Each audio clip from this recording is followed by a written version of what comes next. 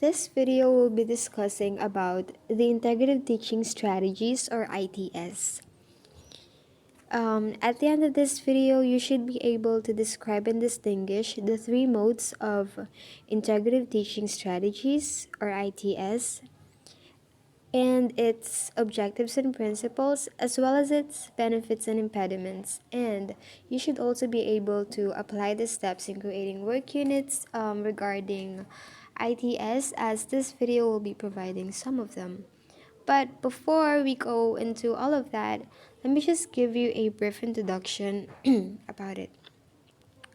So, a successful teaching learning process and outcome is always attributed to the creativity that is demonstrated by the teacher. So, why?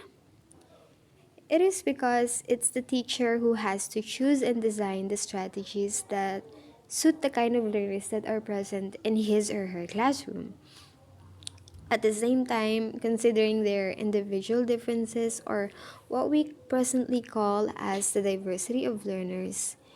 And this is all to make every learning episode more relevant or meaningful and beneficial to both the teacher and the students, of course. So, in doing all that, the teacher has to, of course, exert a lot of effort and loads of alternatives and creative ways to lead her students into learning. So, as I have mentioned before, there is what we call the diversity of learners. So, the diversity of learners refer to the various differences of learners in terms of the learning modes, learning style preferences, learning styles, and the way that they think or their cognitive styles. Um, Now, the teacher might find this process really consuming, like it might be patience consuming or time consuming, but there is something that he or she needs to remember in order to make his or her work easier. And that is that these students learn best when the teacher uses their strengths and capitalize on their multiple intelligences or their preferences of learning styles in designing their instructional plans. Now, this leads the teachers to use a broad range of teaching strategies, and that is where the ITS comes in, and that is where the ITS is born. so, so now, what is ITS or the Integrative Teaching Strategies? In the book, it is explained as a well organized strategy anchored in real life situations, and that it includes learners' interests and needs to create a variety of meaningful activities and learning experiences. So, oh, that is the definition of the integrative teaching strategies. But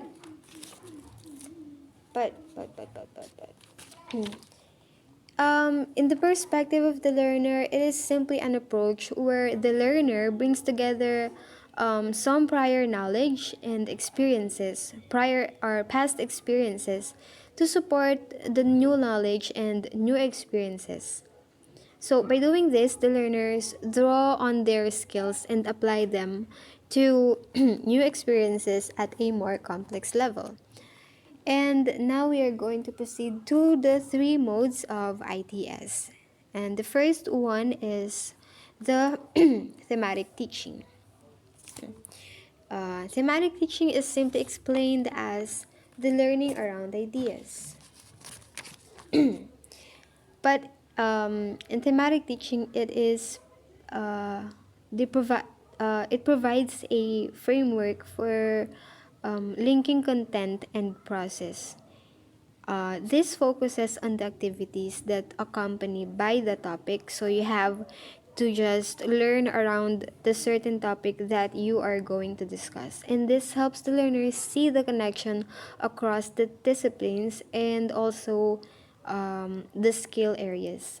So these are the few steps into creating a thematic teaching strategy. So step number one is to design a theme. So this theme should be a theme that will allow all group members to enter the integration process. Simply put, there is no one that could be left behind. Step number two is to identify the major concept of the the topic. So this has to serve as the suitable what do you call that? The common thread for the study. And the step number three is you have to connect the topics for study. And step number four is to brainstorm expectations or brainstorm essential understanding from each learner to gather their expectations. And step number five is to brainstorm essential questions that will facilitate the study towards the essential understanding the or what we have gathered in this step number four. The step number six is to list the skills to be developed. And step number seven is to write activities for each week.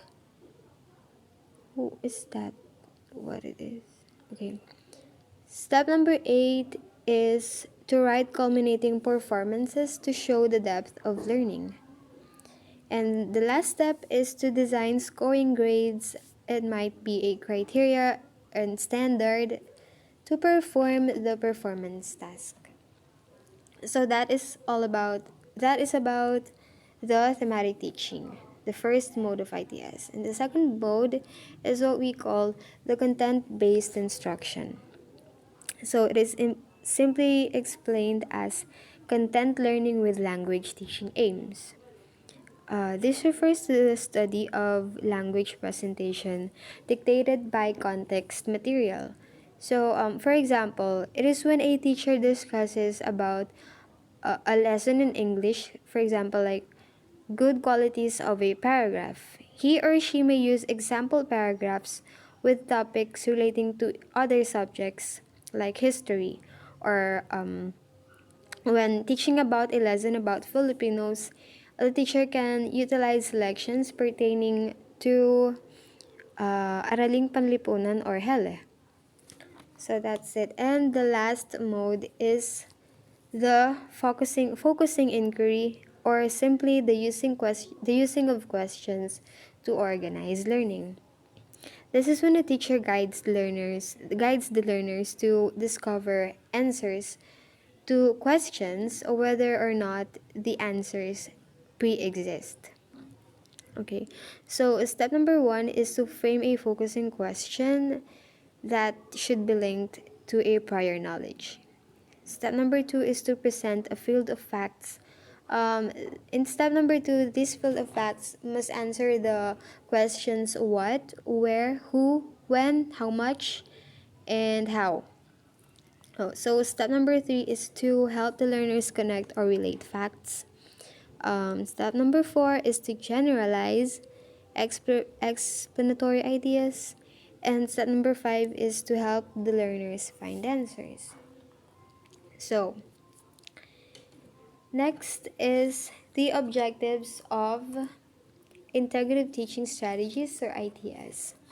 So, one of its objectives is to foster security and satisfaction. It is attained by developing the students a feeling of belonging and acceptance of each other as members of a group. Another is to promote cooperative learning. That is achieved by having pupils and teachers plan together. And number three is to help develop sense of values. It is by fostering an atmosphere in the classroom that enables pupils to evolve aesthetic standards and spiritual values and other virtues. Another of its objectives is to help develop self-direction. This is done through a teacher's developing in the child the ability to control his or her own affairs or or his or her own emotions. Another is to foster creativity. It is by developing self expression through art, music, dramatics, etc., as well as in the social, scientific, and literary fields.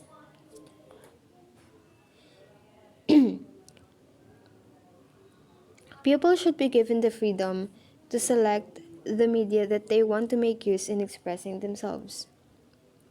And another of its objectives is to provide opportunities for social action, which is done through the teachers making use of all the opportunities uh, to develop in the child the willingness to cooperate with the members of his or her group for the common good. And lastly, it is to help evaluate learning, to evaluate the progress in all phases of learning so that the pupils in the group are properly guided.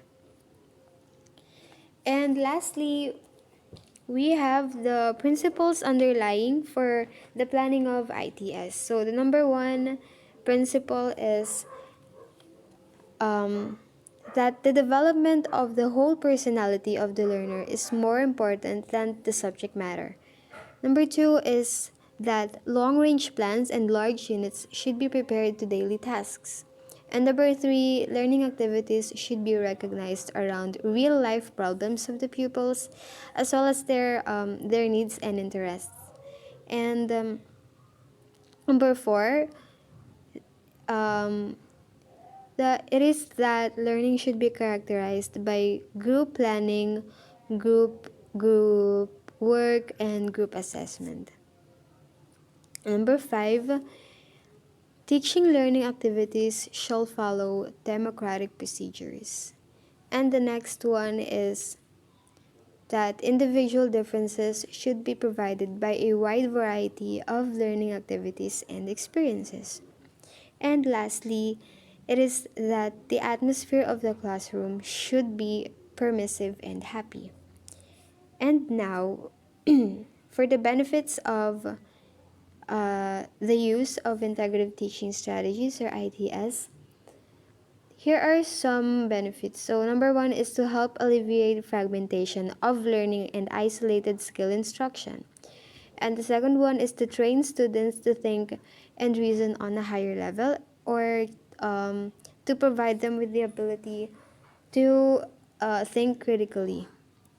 And lastly, to provide instruction in a more relevant and interesting way for the students. So this is the impediments of the ITS, or the downsides of using this strategy. So the number one is to take number one impediment is that it takes more time. It is time consuming. It is time consuming in just planning and collaborating with other disciplines.